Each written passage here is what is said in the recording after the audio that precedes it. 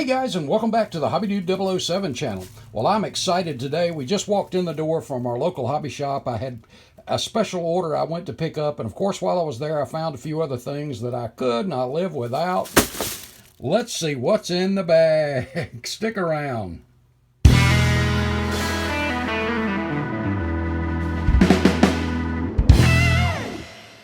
Man, there's nothing like coming home. It's like Christmas when you come home from the hobby shop. Well, the first thing I picked up was this quick click system build for my granddaughter. And I'd not seen this. It's a 10-part thing, and in that we're going to the beach this weekend, I thought she would love this Jeep Wrangler Rubicon. And so and she may be a special guest on one of the shows putting this together. Who knows? Anyway, I look forward to having some fun with that.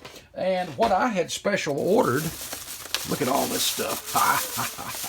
In my goodies, I had ordered a set of these AMT competition drag slicks and front tires.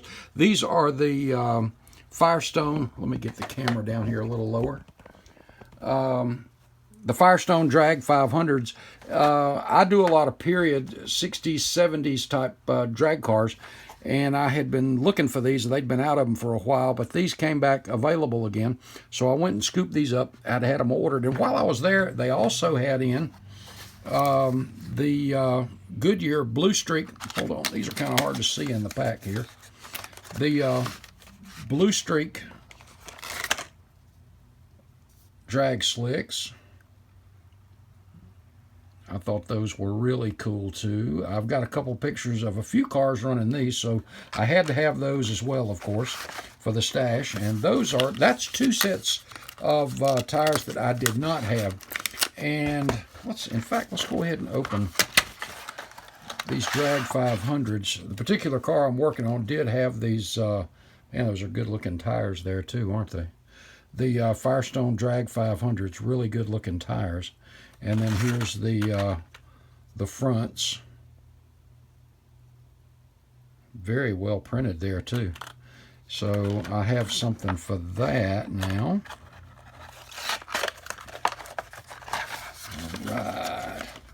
And something else while I was there that I had to have as soon as I saw them. If you're not familiar with Gopher Racing, they started off there. It's a U.S. company, and they do 1/24th, 1/25th scale decals too, and they're silk screened as well. And I've got a number of sets of their decals too. And if you want some drag racing or some just Joe's Garage, that kind of stuff, or just simple sponsored stuff, they've got some really good stuff there too. But I thought this was kind of cool.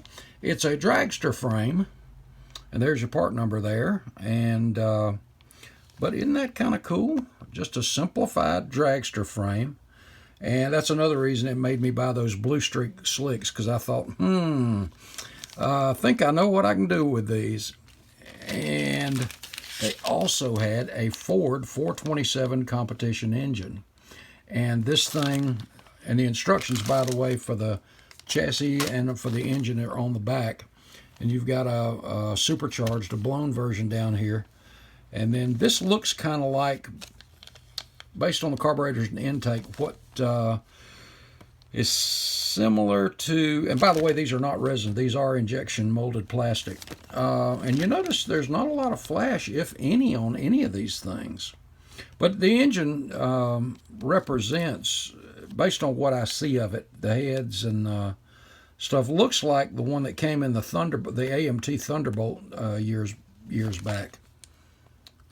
Really good looking bell housing with the lower panel. It's really nice, really nice. So we may do a build up on this just kind of as a review down the road. But this chassis just kind of, or dragster frame, just kind of got me there a little bit. It's got the body panels with it as well. In fact, you know what? Stick around. Let's throw this thing together real quick.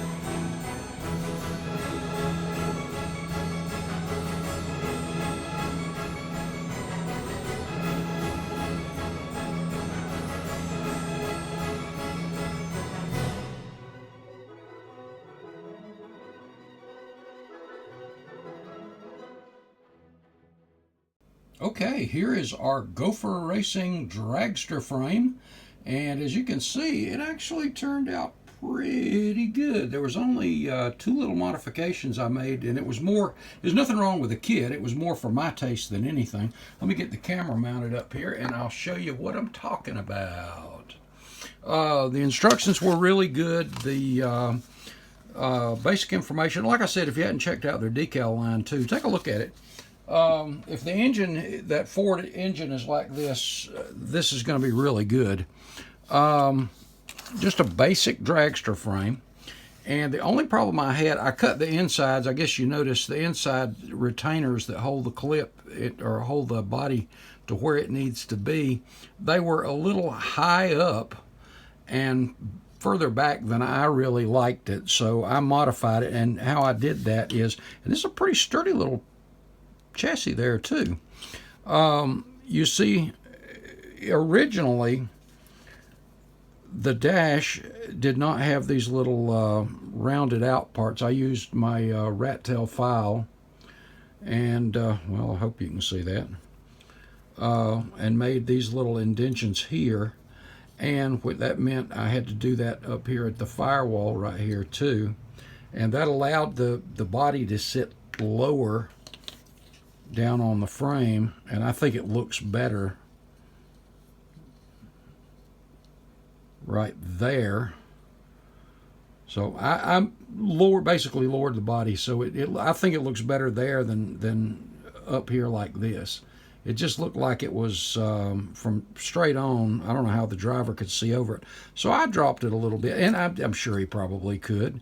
The 60s and early 70s style stuff was unique, and it could be dropped just a little bit more. It's designed where the body lines up evenly with these frame rails, but it could be a little bit lower yet.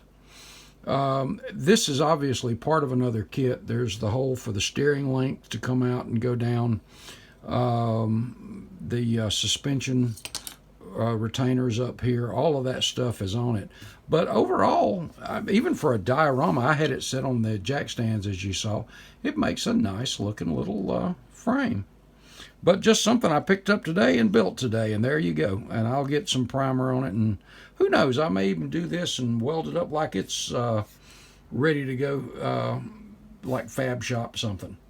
Anyway, thanks for stopping in today, and we will see you in the next video. Have a great one. And if you haven't already, hit that subscribe button, ring that notification bell so you don't lose out on or miss out on any upcoming videos.